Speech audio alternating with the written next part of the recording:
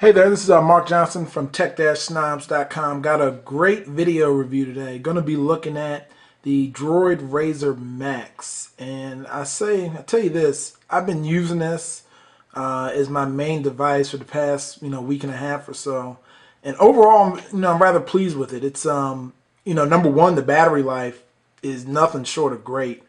I mean, I've never seen a, LTE device so far that's been out on the market that actually can get the type of battery life, and obviously a lot of it has to do with the you know the 33 milliamp hour, 3300 milliamp hour battery in it. But I mean, I've gotten a day, 9 hours, 30 plus hours, multiple times doing all kinds of things, downloading, just anything you think on the web, phone, Google Voice, streaming, and it just takes anything. I mean, it just keeps on going. I have yet to been able to drain it, just doing my normal use throughout the day. So that's a great thing to say. They've made leaps and bounds with the overall quality of the battery. Hopefully, they'll be able to continue to do this with other devices throughout 2012, because that's really one of the main things people always complain about, with these 4G devices, is the battery life. And,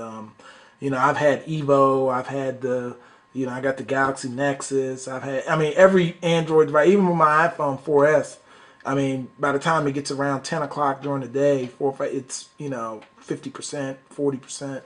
And don't, if I start using any of those devices heavily, it could be a lot less than that. So I got to give Motorola a lot of props for that.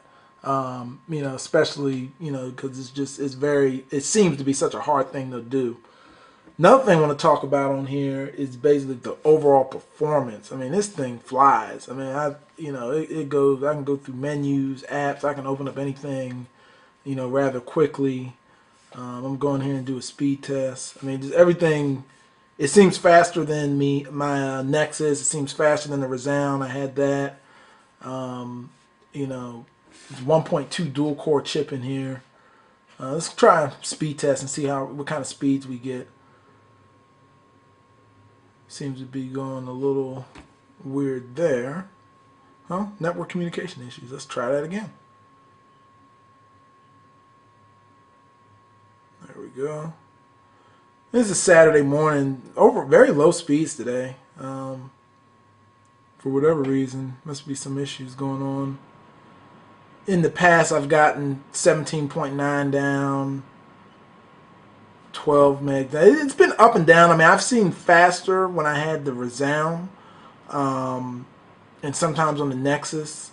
But the point of it is, there's a lot more people getting on the 4G in the area, and right now I'm kind of like in the basement of a condo, so it's kind of mixed, signal speed. I mean, it shows I got, I guess, 3 bars out of 5, so you can kind of take that for what it is. But every time I've ever tried to get anything, video play online, stream music from Google Music, it's been nothing short of, fantastic. So it's just overall just great. This is all over 4G. I mean, loads things very nice. You know, Google Music, albums, everything's great there. Want to also look at this is the hardware. Down here in the corner, you have where you have your, get it out, the micro 4G LTE card here on the left, and then on the right you have the the micro SD card. Very good placement. Don't have to take the battery out. That seems to be a pain in a lot of devices. That's great. I'm glad that design. On the top of the device, you got your micro USB, and then you got your HDMI. I haven't got a chance to try the HDMI out yet, but hopefully I'll get a chance to do that soon. 1080p video recording. The microfiber Kevlar backing feels very solid. This thing feels much better in hand than the regular Razr. Overall feeling is just a good feeling. Volume rocker up and down, your power, and then just a great feeling hand. I'm going to compare it to some other devices. The Galaxy Nexus here, and these are some of the, still thinner than that. You know, definitely. Overall size of the devices, I mean, they're both basically the same size. So that's good. And then I'm going to also compare it to the iPhone 4S. As you can see, this kind of dwarfs that. But believe it or not, it's still thinner than the iPhone 4S. And that's to say that, you know, that's a good accomplishment they've, you know, been able to do, because this has usually been the thinnest device for, you know, the past couple years. So overall, I'll talk about a couple things I don't like about the device. I mean, the screen is good. It is Super AMOLED, but you know, it looks good to me. I'll say that. But the reality is when I put it up against the Nexus, when I was playing a video the other day, I mean, it looked pretty terrible compared to it, to be honest with you. I mean, it's just, you know, I was looking at some basketball highlights, and I put them side by side, and I'm like, this, you know, the screen just didn't look as good. Now, with all being said, is that I really didn't notice it until I held them both up side by side. So if you haven't seen the Nexus screen, if you haven't seen the HTC Resound screen, or the there's another 720, I think it's the LG Spectrum or the LG Nitro on AT&T, you probably won't notice it. And honestly, the colors on this pop out, you know, very good. I mean, it's, you know, there's nothing wrong with it, too bad I say, but I guess since all these new phones coming out have 720p screens, it, you know, it does stand out, you know, when you hold them side by side.